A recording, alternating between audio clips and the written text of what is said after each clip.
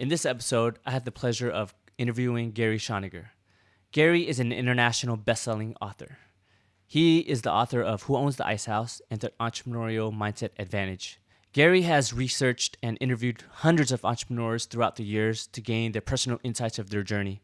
In this episode, we dive into the entrepreneurial mindset and understand and demystify the process that anyone can embrace. I hope you enjoy this episode and like and subscribe. Leave a comment below to let us know what type of guests you would like to see. Let's dive into the episode with Gary. Gary, if someone cross paths with you on the street and asked, what do you do and why what you do means a lot to you, like how would you answer that? I'm really fascinated with the entrepreneurial mindset as a way of thinking that can empower ordinary people to do extraordinary things.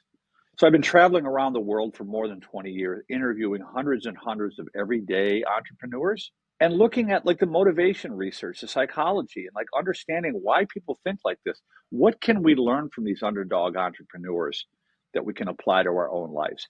That's my work in a nutshell.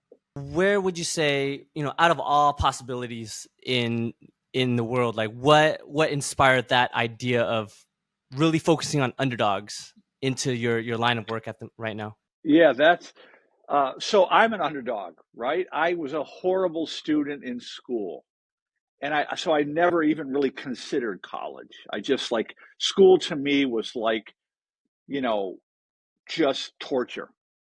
And I barely graduated from high school. I got out of high school. College just wasn't something I considered. And like a lot of people with a high school diploma, I struggled through like low paying labor jobs, lawn mowing, roofing, restaurant work, and I stumbled into an entrepreneurial opportunity, maybe, I don't know, 5, 6 years out of high school. And it shifted the way I think. And before long, Roger, I was earning as much money as any of my friends that had gone on to college and, pursued a traditional career path. And I saw a story in the newspaper one day about a guy that lost his job. This was 1991. This human interest story, like in the Metro section. Guy lost his job. His wife's working 2 shifts at a dairy mart somewhere, at a convenience store. He's afraid of losing his home. Unemployment benefits are about to run out. And I was struck by this story. Like, why can I see opportunities everywhere and he can't? And my assumptions were like, I'm no smarter than this guy, but that I had learned to think differently because of my own entrepreneurial experience. And now, if I could somehow deconstruct the entrepreneurial mindset and explain it to someone and how it's different from a non-entrepreneurial mindset, that could be useful to people.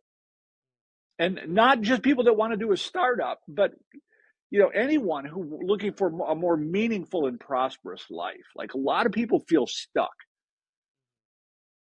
And so that's really what set me on this path, Roger, was I saw that story and I thought, man, if I could somehow figure that out, and off I went.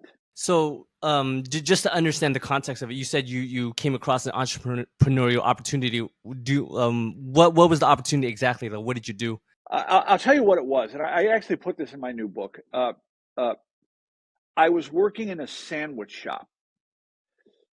And Roger, although I had not well-paying, jobs, I always had a good work ethic. I always had a show up early and stay late kind of attitude.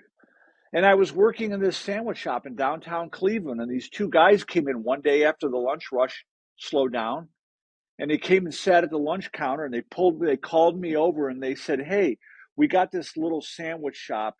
It's not open yet. We'll sell it to you, and we'll do it on favorable terms. A couple $1,000, you can get it going, and you can work from there." And Roger, it was like a tiny little shop. There was nothing in there but a cooler and a sink. I had to build the cabinets, borrow a meat slicer. Coca-Cola gave me a cooler. It was really a bootstrap thing. And so I did it, and I literally worked 80 hours a week. Mm. I worked from like 9 o'clock in the morning till midnight, 6.5 days a week. And it Wow. started to work. I started to make money. It started to go. I mean, as a young person, I would assume a lot of your peers were not even thinking like this or had the work ethic. Like, what was the thing that really inspired you to be willing to sacrifice that much hours despite being in that space? I just saw it as like my shot. At the time, it was like, this is my one shot at a better life. Like, I Mm, gotta make this work, right? mm, That like work ethic just kicked into high gear. mm-hmm, But there's another side of the story, Roger. Like, pretty soon, like a couple years into this, I started making money and I got arrogant. I bought an expensive car. I started abusing drugs and alcohol. I expanded into a bigger restaurant, and it all came tumbling down a few years later. And I had to start over. I mean, part of the curse was this early success got to my head. I mm-hmm. was 22, 23 years old at the time. So for someone that's young right now, and they were to ask you, or come for you for advice, and their excuses are they have limited resources, there's lack of opportunities, and they're just not in the right environment. Like, how would you advise them into if they were interested in going to entrepreneurship, but they have these excuses on the side? So here's what I would say. I've interviewed hundreds and hundreds of these everyday underdog entrepreneurs. And the first thing I would say is, like, you don't need money to start a business. You don't need a diploma. You don't need a degree. You don't need to be charismatic or inventive, or you don't need to be anything you're already not. But I focus on the mindset, Roger. So what I'm saying to people is, like, look, you've got to figure out how to make yourself useful to other humans. And so that seems simple enough, right? But the problem is, like, most of us go to our jobs, somebody else tells us what's useful, and we do it in exchange for the pay. And then we just go home and doom scroll, or go hang out with our friends or whatever, right? Our brains just aren't oriented in that direction. So the first part of your question is the recognition that you don't need all those things. So what I would say to a young person, I would say, reorient, reappropriate some modicum of your discretionary time and thought towards figuring out how to make yourself useful to other humans. And do it in the margins. Don't quit your job. Don't go into debt. Don't rack up your credit cards. Here's what I would say, Roger. Find a friend, take $50 and try to turn it into $500. No other instruction. When you get to $500, try to get to 5,000. When you get to 5,000, try to get to 50,000. And it's helpful if you set that money aside so it doesn't disappear, so you can see it. It's helpful in your brain, right? I call that the entrepreneurial mindset challenge. Like, what's in your cupboard? What's in your basement or your attic or your garage? What can you sell? How can you help your neighbor? Like, what are you good at that you can create value? Just start thinking about that.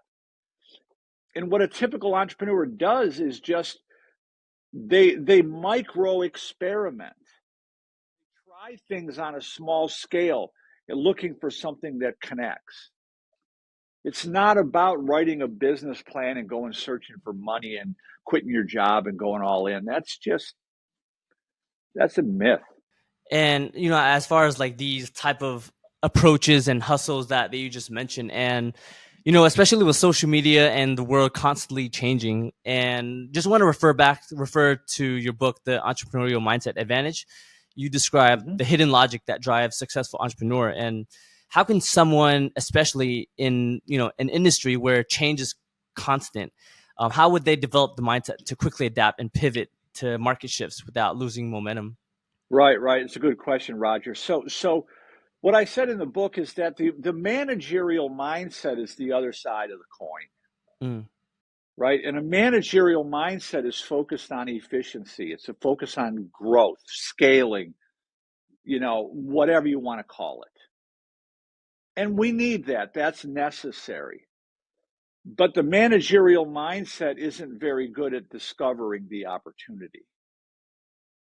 And so you need both. And that's what, I'm fond of saying that like the entrepreneurial mindset only seems mysterious to the extent that you are steeped in managerial thinking,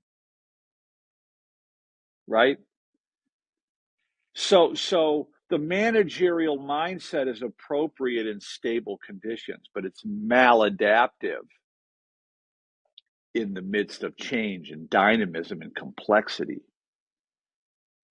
And everybody needs this, entrepreneurial mindset nowadays. In the past, you didn't.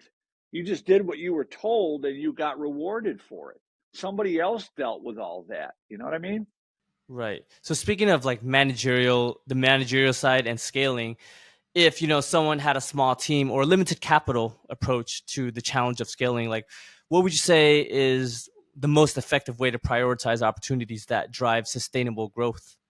I really don't get into that too much, Roger. I'm like, here's my thing. Let me put it this way. Like the attitudes and skills required to discover an opportunity are almost entirely distinct from those required to exploit the opportunity. The former being entrepreneurial, the latter being managerial. And so the question you're asking is more a managerial side. How do you scale? How do you grow? Like, I there that's just not my area of expertise. I'm more about focusing on how do you identify, evaluate, and bring ideas to life. And I want to go back to something you said a minute ago. We're probably living in the most opportunity rich time in human history right now. But it's not that the opportunities are hard to find, it's that they're easy to overlook. They can't be seen with the managerial mind. You understand? It's not like a job search. It's not like people are posting their unmet needs somewhere on a job board. So it requires these detective skills. It requires empathy. You got to figure out what other people need. And Roger, I see entrepreneurs fail all the time because they have an idea, something they want to do, and they go rushing out with a solution in search of a problem. And what the successful entrepreneurs I've interviewed, they find the problem first, and then they find a solution. That I've definitely heard that before. As far as right now is like the most information rich time, and that's just like the paradox, right? Where It is. there's so much information, and theoretically, or at least on the surface level, it seems like that's such a blessing. But at the same time, it's such a curse where I think everything is so oversaturated that yeah, like what you mentioned is easy to overlook. I mean, opportunities, they're latent. They're just not obvious. So after I crashed my deli business, I was starting over. I had nothing, Roger. I had nothing. No college degree, no money. I was in debt. I had a mortgage to pay. I had a wife. I was like freaking out. I borrowed a ladder from a friend of mine, strapped it to the roof of my car, and went up in wealthy neighborhoods in Cleveland Heights. Offered to clean the leaves out of people's gutters for $100. That's about $300 today. And again, I showed up early, I stayed late, and that quickly evolved into something much more lucrative, right? It quickly evolved. There was a tangential opportunity. And the point that I wanted to make there is that I'm becoming increasingly convinced that your idea doesn't even matter. For the typical entrepreneur, you got to know that you've got to solve problems for other people. Nobody gives a shit about what you want to do. It's got to solve a problem. And so I had a hypothesis, I had a guess that people in a wealthy neighborhood don't want to be bothered climbing up on their ladder with cleaning the leaves out of their gutters on a Saturday afternoon. That was the problem I set out to solve. I probably cleaned 5 gutters before I realized that there are housing code violations. People started asking me to solve other problems. And in like 10 years later, I was doing 5 million a year in revenue. So that's what I would say to somebody, like, that's why I'm saying just find a friend, take $50 and try to turn it into $500 in your spare time. Like, you'll find the opportunity if you're in the arena, if you're interacting with people and trying to solve problems for them, opportunities will show up. Right. And Gary, I wanted to touch upon something that you mentioned before this point about how a lot of people make the mistake of finding the solution first before the problem. And it just sounds like it's a common thing. Why do you think a lot of people fall into this trap by finding the solution first rather than focusing on the problem? That's a really good question, Roger. I've never really thought about it like that. I don't know why they think that way, but I can explain the thinking. It's like you're thinking about yourself. I like to do X, or I'm enamored of my idea that does X. And so I go charging out in the world trying to convince people that I have a great idea. And that's very self centered, though. It's like about me, what I want to do, what I think you need. And here's the paradox here. And I talked about this in my first book, Who Owns the Ice House? That this is so profound. This is like a simple secret that's hiding in plain sight. The minute you shift your thinking towards what other people need, you start paying attention to where people are frustrated, what doesn't make any sense, listening for problems, listening for frustrations. That's when you're on the right track. So the simple secret hiding in plain sight is that you get what you want by helping other people get what they want. That makes perfect sense, and this definitely reminds me of many examples of that really conveyed this type of message.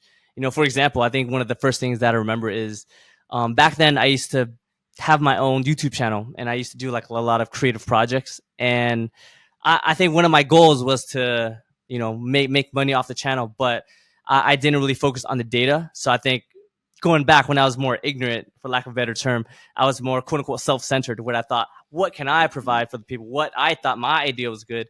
But as I get older and like working with Ryan on this, Ryan is more data driven. So I've kind of learned that aspect from him as far as like looking at data, seeing what the market wants. So seeing where the problem is, what demand is out there, and you kind of work towards that. And I think, that's kind of reminds me of what you just mentioned about how people make that trap of thinking from their perspective rather than having empathy for what's out there and helping them solve it. So 100%. And I said this in my new book, Roger, like the first trick of entrepreneurship is not to fool yourself. And you're the easiest person to fool. Like, that's the number one rule. We get enamored of our ideas. We're so eager to set out and chart our own course, to have, the freedom, the financial freedom to do what we want when we want. We're so eager for that. All these cognitive biases kick in that can run us right into the ground.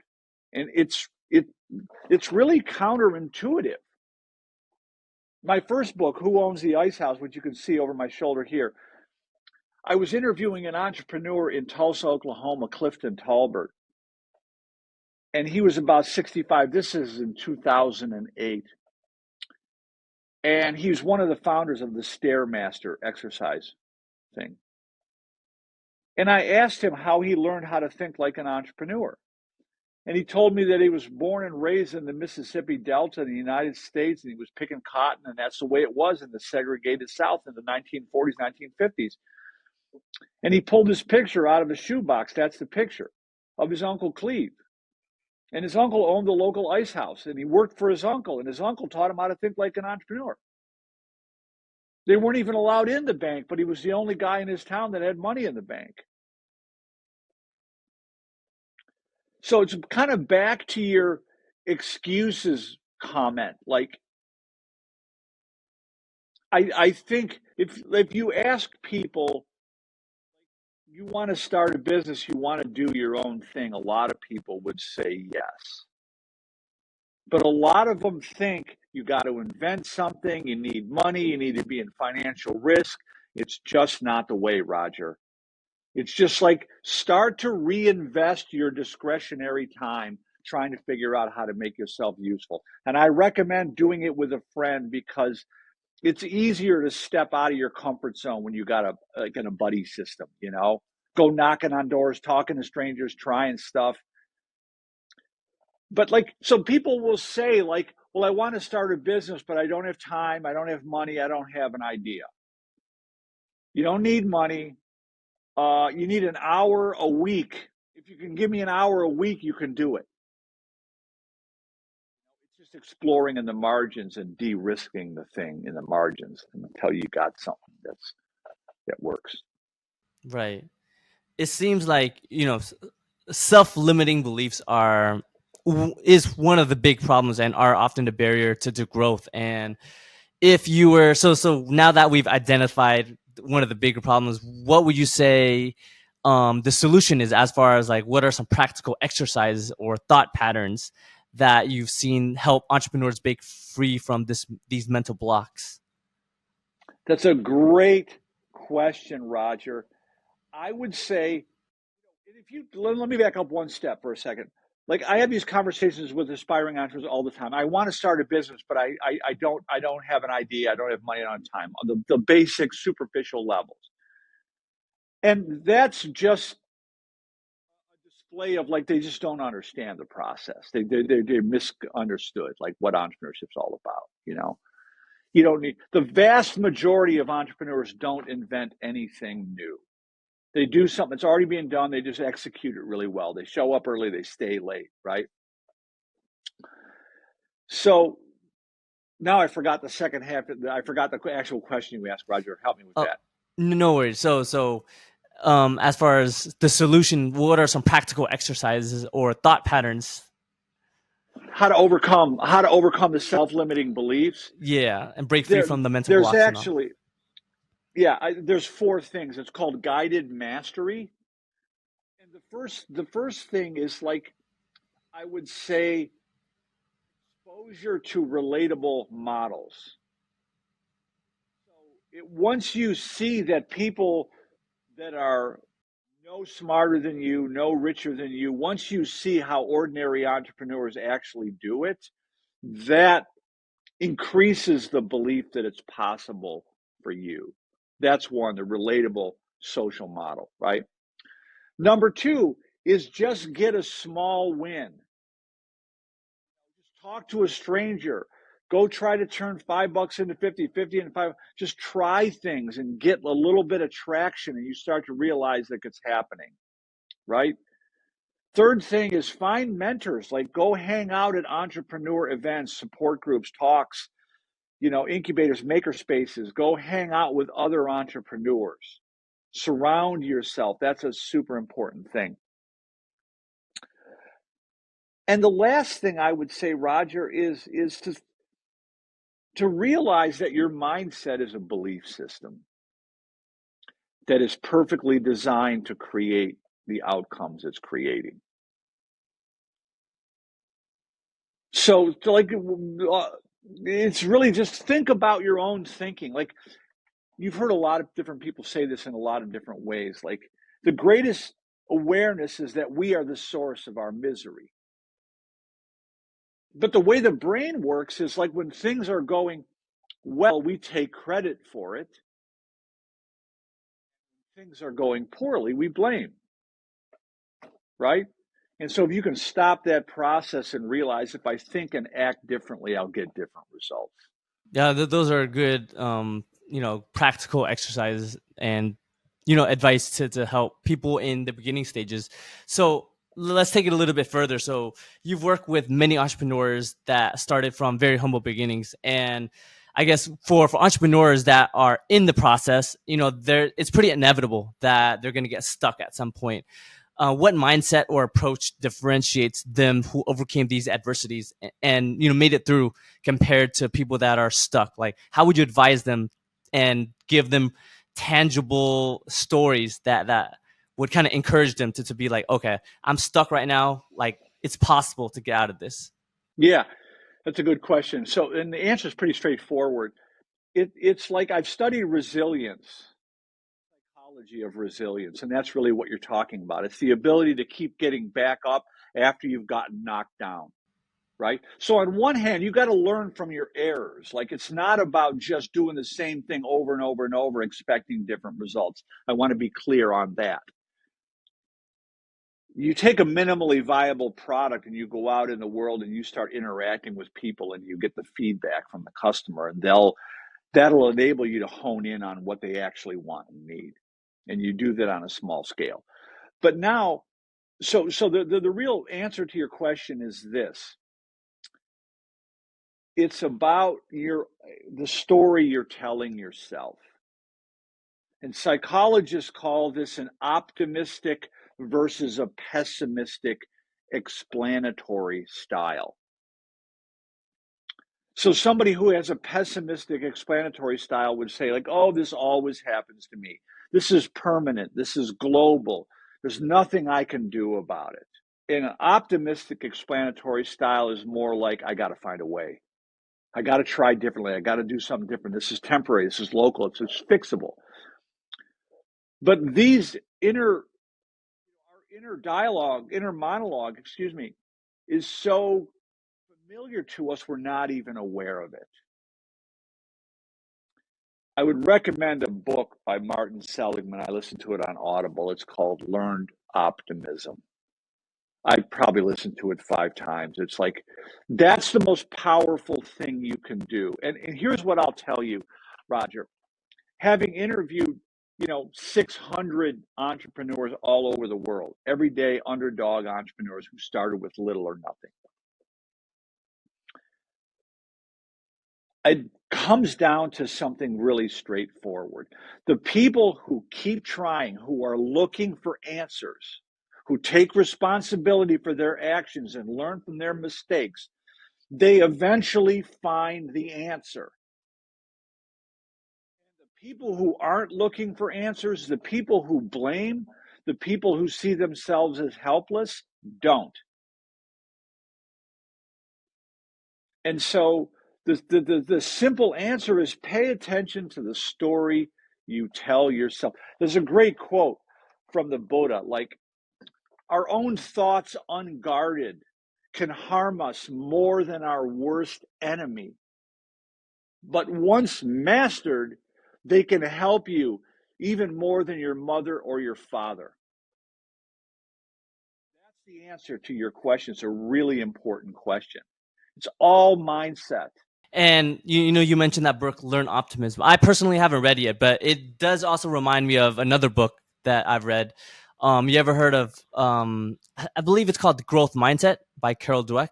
Yeah, I'm familiar with Carol Dweck's work. Yeah. I'm not saying that they're the same book, but it does remind me of a similar concept of just having optimism in terms of, like, if you're struggling right now, just don't think that it's fixed, because you're just not there yet. So if you constantly keep the word yet in mind, you're constantly moving forward. So just reminding me of what you just mentioned. Yeah, let me build on what you're saying there, Roger, if I could. Like, one of the things that I said early on in this conversation, like I was trying to figure out what distinguishes the entrepreneurial mindset from a non-entrepreneurial mindset. Let's just call it that for a minute, okay? It's kind of a managerial mindset. And managerial could mean I'm the boss or I'm an employee. It's somewhere in that spectrum, okay? To the best of my understanding, Roger, I think the single most important factor that distinguishes the entrepreneurial minded person from the non entrepreneurial minded is a compelling goal. right? So there's some vision in the mind that they're trying to get to. There's some sort of a compelling, and to be compelled means to be irresistibly pulled, right? And so I would ask your listeners, like, do you have a compelling goal? If not, why not? There might be a reason to look under the hood there, right? Now, the research on this is nothing short of astonishing. When our brains are oriented towards a positive future, we're able to access problem solving abilities that are not otherwise available to us. Wow, right? It's all these factors that are acting on us. It has nothing to do with our traits. So, what I'm trying to tie this back to, Roger, is it's the compelling goal that keeps you going. I got to find a way. I keep hearing that in the entrepreneurs. First of all, they almost every single entrepreneur will start talking about a vision right out of the gate. There's something they're trying to make happen. And you'll hear them say things like, I got to find a way. I got to find a way. I got to learn something from this guy. I got to figure this out. Like those comments reveal their underlying beliefs and assumptions, which is the optimism. I definitely think about the things that I've read and heard about. I'm sure you've heard of it too, where people said you have to find your why, and that's kind of like the compelling goal. And I want to ask you, for you personally, and then I'll touch upon another topic. But so, like for you, would you say your compelling goal when you first started it was, earlier you mentioned that you really wanted to get out of your current situation, you wanted a better life for yourself? Would you say that that was your compelling goal at that time? Yeah, 100%. 100%. But it was what I now know from doing quite a bit of research, Roger, is that I had some underlying belief that it's possible. Like hope researchers, they distinguish between active and passive hope. Passive hope is God's going to do it for me. Lottery, I'm going to win the lottery. Active hope is the belief that the future can be better than the present, coupled with the belief that I have the power to make it so. Right? But I want to come back to something that you're alluding to, Roger, which is like finding your why is a really important thing. But you don't need to figure out your life's purpose before you get going. People get hung up there. Just get in the arena, figure out how to turn $50 into 500 in your spare time, and you will iterate your way towards your why. So for me, it started as a sandwich shop, then it went to gutter cleaning, and then it went to a handyman and construction and remodeling and home building and design build, and then it went to entrepreneurship. Like I found my thing, right? But in the beginning, you're just developing your entrepreneurial muscle, your entrepreneurial efficacy. That makes a lot of sense. And I remember watching an interview with an ex CIA officer, and they mentioned something about in the CIA, what they teach you is that in order to grow fast, you just throw yourself in the fire. And they called it excellence through execution. So don't think too much and just keep doing action. Learn from your data, learn from your mistakes. And also in the tech world, like Silicon Valley, I believe Facebook, like in the beginning stages, one of their motto was like move fast, break things, where just test out new things and keep learning from it. So I think that that's like a reoccurring theme for successful people or companies per se. Well, let's go back to mindset, like managerial versus entrepreneurial mindset. And you know, I don't want to get too geeky on you, but like most of us have been taught to figure everything out, to plan and then execute. And that makes a lot of sense, Roger, when the cost of failure is high, when data exists, when you have time and space. It makes sense to do that. Psychologists call that causal reasoning. I would say I call it know, K-N-O-W, know before you go. But what we've never been taught is there's a different logic. There's an inverse logic, which is you have to go in order to know. And that's more appropriate in ambiguity and dynamism and change. And now the way that, but there's a nuance here, Roger. There's a way that you keep yourself alive is you try lots of things on a small scale before you go big, right? You don't, oh, I'm just going to mortgage my house and go open this business and see what happens. Like, no, you're going to die, right? You have to get in the arena, but what I call a micro experiment, like try lots of things on a very small scale and learn from the results. People say, well, I want to open a restaurant, I need 100 grand. No, you don't. You need a hot plate and a pop-up tent, right? And you start interacting, you go to your local farmer's market on weekends and you start making something and you start listening for feedback and adjusting. And you save all the money you earn and acquire the knowledge and you build from there. I got a case study like that in my new book. Well, yeah. There's a bigger thing here, Roger, and I lead with this because it might offend some people. But what I've gleaned from interviewing hundreds of everyday entrepreneurs is they're actually turning their adversity into an advantage.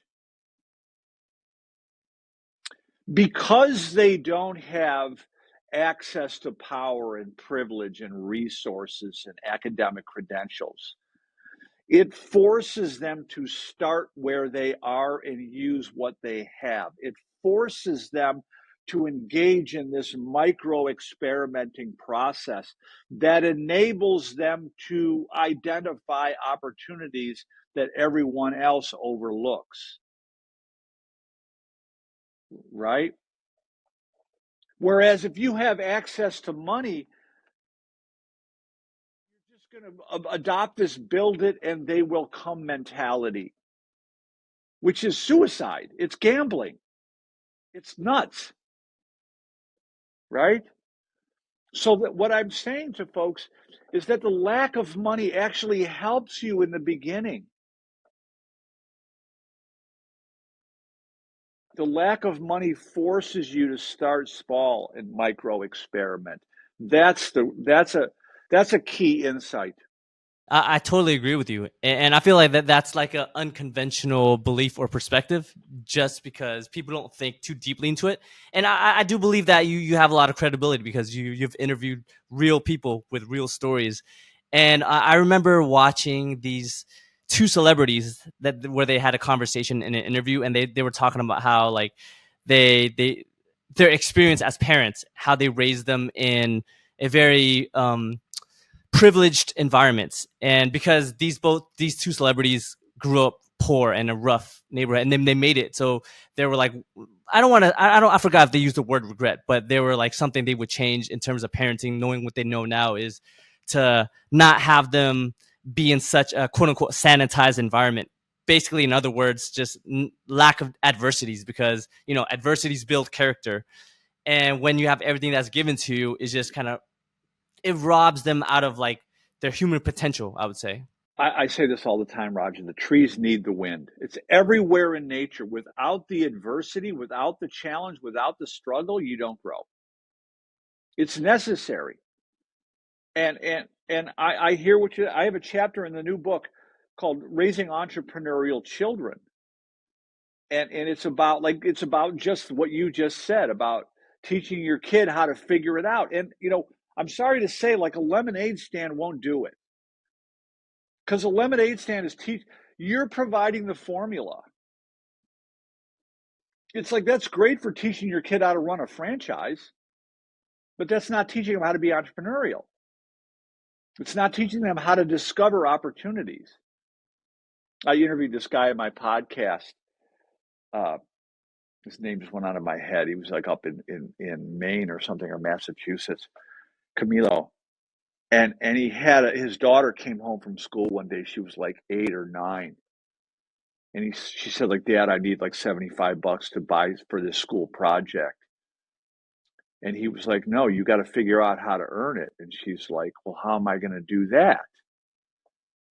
And he started walking her through these questions. And she went right to a lemonade stand. But instead of saying no, Roger, he goes, well, why do people buy lemonade? Because they're thirsty. Why are they thirsty? Because it's warm outside. This was like in September or October up in like Maine or somewhere where it's cold. Like, why are people thirsty? Because it's hot outside. Is it hot outside? She goes, no. So the dad was walking her through the question process, but what they came across was she started making greeting cards for her relatives. And she would send the greeting card for $5. She would make it and she would send it. And she earned like hundreds of dollars. She went right past it, was like, that's the kind of thing that and I'm saying this over and over and over again, like, it's really risky to start teaching people how to think like entrepreneurs when they're adults. And a big part of what I've learned in my research, Roger, is that non-entrepreneurial behavior is learned. That we're all born curious and creative with an innate desire to contribute, to use our gifts, to use our interests and our abilities in ways that contribute. And that's kind of, we're taught not to do that. We're taught to follow rules and go work for somebody who tells us what's useful. And sorry about the dog barking there. It's just that like we learn to think, we're trained to think like employees. And that becomes so deeply embedded in our way of thinking, we're not even aware of it. It's really simple. It comes back to kind of where we started. Like, I'll say it like this, Roger. Here's what I've discovered by interviewing these everyday entrepreneurs. Your ability to make yourself useful to other humans is a source of unimaginable power. And it's available to anyone. It's available to anyone. You don't have to be at Stanford. You don't have to be a techie. You don't have to be charismatic or creative. You don't have to have access to venture capital or mortgage your house. It doesn't require anything you don't already have. It just requires you to think differently, to start to think about what are my interests and abilities and how could I apply those in ways that are useful. And start small. So you mentioned about, how there's this paradox of so much information now, and you do mention a lot about, just starting out small and all. And I guess right now, since there's so much information and things are very competitive, how would you advise? I guess I'm not sure if there's a difference, but let's say like someone that's very young, but someone that's more on the older side, how would you advise them to develop the skill of seeing opportunities that others might overlook in a highly competitive space in this modern world? The short answer, Roger, is try lots of things on a small scale, like micro experiment. I'll tell you a quick story. I was messing around. This is like back in 2006, 2007. I was volunteering teaching entrepreneurship at a local high school here in Cleveland. And and what I'm not teaching kids is how to write business plans and go look for money. I'm not doing any of that. I'm just saying, what are you interested in doing, right? And this one kid, his name is Steve Orlando. He's in the book. He wanted to start an office cleaning company while he's a high school senior. I'm not telling him to do market research and write a business plan. I'm telling him, go talk to people who have their office cleaned. Find out how much they pay. What do they like about the service? What do they not like? How could you maybe improve that? See if you can get somebody to hire you to clean their office. Get one customer. And Roger, what I told him is like, talk to 50 different people before you, because you got to talk to a lot of different people to learn. And he can't, every week he's talking to 5 or 10 people and he's not getting any traction. And he's losing interest. And my job as the facilitator is just to keep going, get to 50, get to 50, get to 50. Door number 37, he knocks on, and this guy says to him, "Look, kid, I don't need my office cleaned, but I manage all these strip malls. I'm a property manager. I manage all these strip malls, and we have the big machines that come and sweep the parking lot, but I need somebody to pick up the litter, empty the trash cans. Could you do that twice a week?" He's like, "Hell yes." He comes back and he scratches out office cleaning and writes out parking lot cleaning. He made $40,000 in his spare time while he was a senior in high school. His dad called me on the phone and said, "How can I take this class?" And then what happened is, like, the parking lot cleaning, he ran into a guy, asked him to clean out a building. A manufacturing guy was going out of business, and they asked him to go sweep out the building.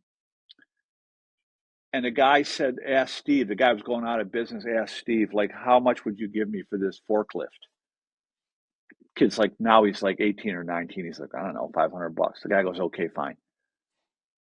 Turns around and sells it for $1,500, like that.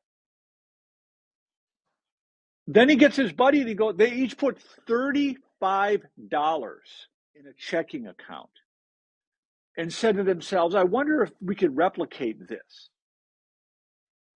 Roger, he started a forklift business that's done $68 million in revenue. He's now buying and selling forklifts all over the world. That's why I'm saying, like, your original idea doesn't matter. Go out into the world and start looking for problems to solve. Be flexible. Keep your focus wide and narrow. Don't get just keep your focus wide rather than narrow. It makes a lot of sense, and it's very practical advice about just don't overanalyze and just try. And I think, yeah, like what you said earlier, people are fixated on finding, quote unquote, the perfect idea or their life purpose, and I think you gain clarity just by taking action. Yeah, that's what I'm saying. It's the CIA story, right? Don't figure it all out. Just get out there and start doing it, right? You're not taking any big risk. You're just talking to people. You're often cleaning an office. Like, you're just out there trying to solve a problem. In that same interview with the CIA, they mentioned something about, that's interesting. I forgot how it's phrased, but basically the idea is that for high achievers like entrepreneurs, the psychology often stems from a healthy amount of trauma. Now, I've personally never looked into like the study or really understood that, but have you ever heard of something similar to that idea? I have, and I hear people talking about trauma, inherited trauma, and all that. And Roger, I got to be honest with you. Part of me thinks, like, who doesn't have trauma in their background? That's the human experience. Like, to think, like, what do you got, some kind of Leave It to Beaver childhood where everything was just rosy? Like, nobody has that, right? So I just think we get too hung up on, and we've diluted the word trauma. Like, some people have real, PTSD, like horrific trauma. That's something different. But now let me switch gears on you. I think that having a compelling goal and working towards some meaningful goal, some self-organized, self-directed pursuit of a goal that is useful to other humans, that's the best therapy there is. I'm sure you've heard of this book too, but I just remembered A Man's Search for Meaning by Viktor Frankl. Have you heard of that book? Oh, dude, oh yeah, that's the best, right? It's and what he said in there is, like, the last of the human freedoms is our ability to choose the way we respond to our circumstances. Like, that's it. And what I've seen in my analysis and observations of everyday entrepreneurs is that a guy with a 200 horsepower engine can beat the guy with a 400 horsepower engine, right? because of the way he thinks. Warren Buffett said it like this, you got a guy over here with a 400 horsepower engine, but he only knows how to get 100 horsepower out of his engine. You got a guy over here with a 200 horsepower engine, but he knows how to get all 200 horsepower out. He's better off. What I see in these everyday entrepreneurs, Roger, is that they're not necessarily the sharpest tools in the shed from an academic perspective. They have 200 horsepower engines, but they know how to get 300 horsepower out of their engines. They know how to optimize themselves. And that comes from the experience. So I want to make sure I'm clear on that. Like, the entrepreneurial mindset is not the cause of entrepreneurial behavior. It's an effect. It's an outcome. It develops over time. I think that's like something that would be refreshing for a lot of people to hear, where you kind of humanize entrepreneurs. And this kind of relates back to, like, before we hit the record button, what I told you about how, like, entrepreneurship has been put on a pedestal for quite some time now, especially with social media. And I feel like people mostly just see the surface level of it, where people see the achievements, not the whole nitty gritty process. And I think if we just judge it based on the cover of the book, we automatically would think that they must be some superhuman. But I think in actuality, a lot of them are just normal humans, just like me and you. And they've just, the only difference is just what their actions and just how they approach life despite of their circumstances. Well, to that point, Roger, I think, look, you see me now as this successful author and entrepreneur. You didn't see me like with a borrowed ladder strapped on the roof of my car. So it appears like I'm lucky. To the casual observer, it appears like I'm a genius or this overnight success or I got lucky. You just didn't see all the mistakes I had to make to get here. You didn't see the long road, right? The setbacks and the failures and the near-death experiences along the way. But I you're really touching on part of my mission, Roger, is to help people understand authentic entrepreneurship. It's not get rich quick. It's not being inventive and inventing some new product that's going to make you rich overnight. It's just, I don't even like to use business terms, Roger. I want to distill it to the basics, to the first principles. Figure out how to make yourself useful to other humans. And you should do it by following things that you are interested in and capable of becoming good at. Now, that might sound like I'm contradicting what I said earlier. The world doesn't care about what you like to do. But you got to find that intersection, because here's what happens, Roger. When we're able to pursue things that are interesting to us in ways that create value to others, we become intrinsically motivated and therefore optimally engaged. And work is no longer work. You've probably experienced that in your own journey. Work is fun. We're no longer saying, thank God it's Friday. We're saying, thank God it's Monday, right? Because work is a source of meaning and fulfillment. It's an adventure. It's exciting. It's not drudgery. It reminds me of that saying, if you find something, I forgot how it goes. If you find something that you love, if you find work that you love, you'll never have to work a day in your life, or something like that. Yeah. And I remember, like, when I used to work for, like, what do you call that? In fintech. I used to work in, like, the, like, finance corporation. And I mean, yeah, the toxic work culture of how people, it's like this perpetual toxic cycle of everyone complains about Monday, every Monday, everyone celebrates Friday, everyone celebrates on Wednesday, hump day, half day through the week. And it's this every week kind of cycle. And I felt like after a while, I was just like, is life really that meaningless, where everyone just has these, these checkpoints of the week every week?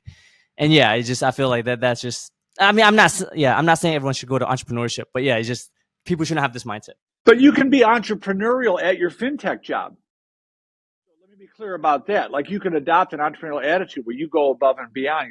You're doing your job, but you're still looking for other problems to solve. You're looking for more value to create. You're not just accepting the limitations put on you by others. Viktor Frankl, right? But what you're alluding to something that Gary Vaynerchuk said that I absolutely love. He said, if you live for weekends and holidays, your shit is broken. That's it, right? But there's a human. Let's get down to the real nitty gritty of all of this, Roger. This is about human flourishing. It's like humans aren't meant to just go and do what other people tell them to do in exchange for a paycheck. Like, human flourishing cannot occur in those environments, or it's very unlikely to occur. The three basic psychological needs we have are autonomy, mastery, and purpose. And if those, let's call them nutrients, are not attainable, we turn to need substitutes. So here's what that looks like. We go to our fintech job that we don't like, that's not really fulfilling. It's kind of a beat. Like, you get out of college, you get that job, you're all excited, you got your 6-figure paycheck, you want to show all your buddies like you're bragging or whatever. Now you run out and got the BMW, right? That you can't really afford. And now that BMW anchors you to the job, that $900 payment anchors you to the job you don't really love. But you're looking around and everybody else is doing it too. So you just kind of suck it up. You think there's something wrong with you. You live for weekends and holidays. You go home and watch football. You're doom scrolling on your phone. That's not how humans are supposed to live. So let me ask you a rhetorical question, Roger. Like, we talked about this earlier, like the compelling goal is the thing, something to strive for. Now let me ask the question in reverse. What happens to a human being in the absence of a compelling goal? You just lost. You just fetter away your life. Pretty much, and not to get religious, but it was just a Bible verse that I remember seeing, and I think that could relate to practical life as well. So nothing to do with religion, but there was this verse that said something about like when a person has no purpose, then they perish or something. At least like internally. Where there is no vision, the people perish. Yes, pretty much. Yeah, that's it. And I think that's pretty much summarized what you said. Yeah. Because when there's no future, like, what's the purpose of living, kind of thing. And so, that's what I would ask your audience. Like, do you have a compelling goal? Like, figure out how to pursue your interests in ways that are useful to other people, and do it in the margins. You don't need to take big risks. Just experiment. You'll find a way. I know. I feel like you've dropped a lot of like great advice and all that, and it's just all about taking action. But I'm just trying to think of like, let's say there's someone potentially in the audience where they still have this mindset of like, what if I missed the entrepreneurial boat? Maybe they're on the older side of things. Like, and you mentioned that as an adult, it might be a little bit harder to cultivate that mindset. Like, how would you advise that human being, that I just described? I would say just start reappropriate some small amount of your discretionary time, trying to figure it out in the margins. Keep your day job. Don't disrupt the apple cart. And pay attention to your energy, right? Like, when something happens, if you get excited about it, that's what's happening is you're getting dopamine. Like, your species essence is telling you, keep doing that. You know how when you solve a puzzle, I do crossword puzzles every morning. I do the Sunday or do the New York Times. When you solve a problem, you get that aha, you get that good feeling. That's your brain telling you to keep doing it. Like, pay attention to that. If you wake up thinking like, I got to go to my job, like, you're in trouble, man. But learning how to think like an entrepreneur is the way out. And I'm not getting religious on you either, Roger, but I really feel like what this comes down to is that we all show up in this life with gifts that are unique to us, interests and abilities. And we don't pick them, by the way. They're kind of on the hard drive. And it's our job to figure out how to make ourselves useful to other humans using our gifts. It's just that simple, right? And that when we do that, we tend to flourish. But nobody ever tells us that. They tell us go to school, get a safe job, go be an accountant, go work at Accenture, be a lawyer, be an accountant, be an engineer, do a safe job. And then this kind of goes back to the point of how, like you mentioned about, this is the most information rich, best time with so much opportunities, because I would say before the internet got popular, art, at least for my environment, I felt like art had a bad rep to it, where people were like, art, you don't make that much money, it's hard to be a musician or whatever. But nowadays, with social media, with online, I think it's the best time to be an artist, or even just put your art out, because it's just the opportunities and exposure. 100%. I mean, you have access to this supercomputer in your hand. You have access to about 1 billion people, and most of the world's knowledge is available to you for free or nearly free. What the hell are you doing with it?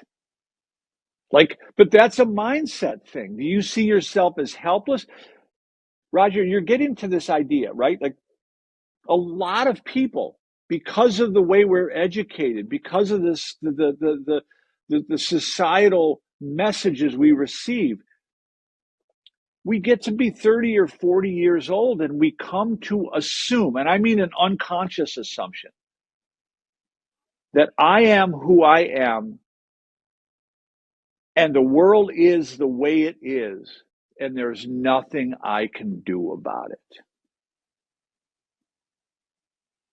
And that when that happens, we just redirect all our energy towards coping strategies rather than improving our lives. We redirect towards sports, towards drugs and alcohol, towards doom scrolling, towards whatever.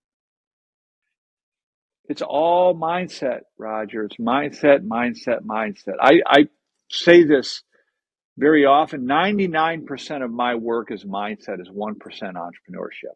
Gary, is obviously you have a lot of life experiences as valuable data, and in accumulation with other people's life stories, and life has a lot of unexpected events and obstacles. Do you have any personal stories or any other people's stories where how they happen to deal with something so unexpected but had the ability to overcome it?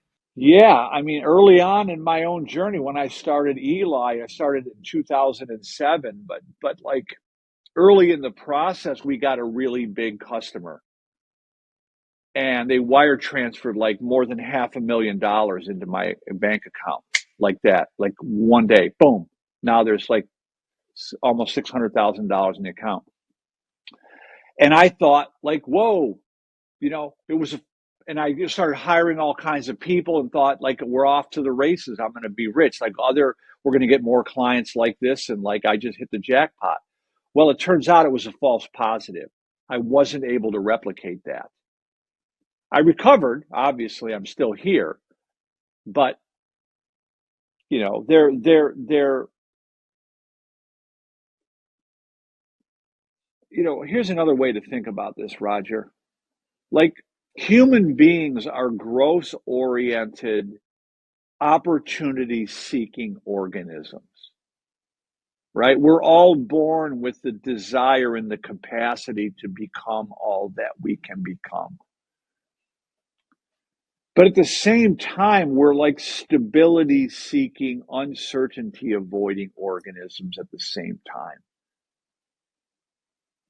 And a lot of us just default to the stability seeking. And that's fine. All I'm saying is just experiment a little in the margins. You don't have to put yourself at risk. Is put the exploration back into your life. That's what leads to human flourishing. I really like how you just gave different examples of how it really just comes down to human flourishing and taking action.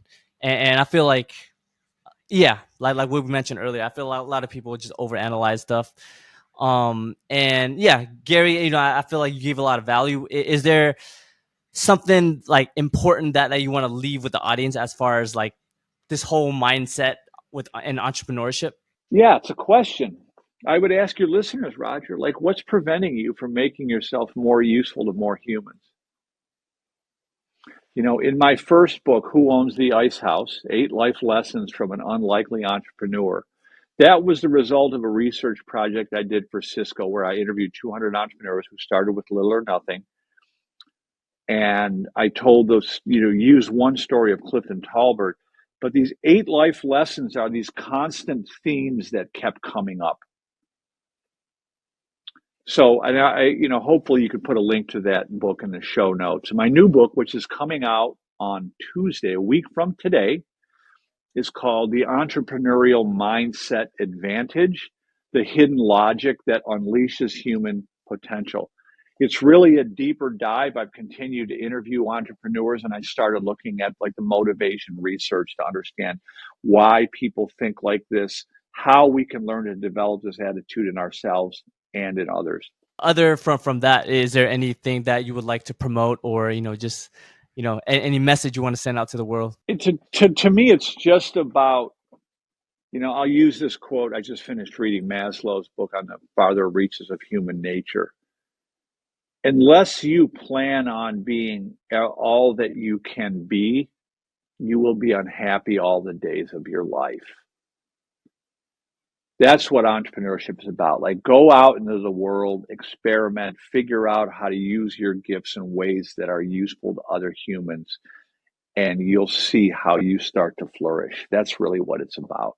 Yeah, that's really great advice. And Gary, I just wanted to thank you very much for your time, first off. And I really enjoyed our conversation. And I just want to reemphasize what I told you before recording. I think one thing that I really appreciate about your work is that, especially with entrepreneurship being very popular these days and put on a pedestal, and a lot of people really glamorize the end result rather than understanding the process. I feel like your approach and offering the world, these underdog life stories is extremely valuable. It gives people the context of what true entrepreneurship is, not just the glamorization of it. And I think if people really took your work more seriously and really understood the root of it, I feel like a lot of people can change their lives in a very significant way.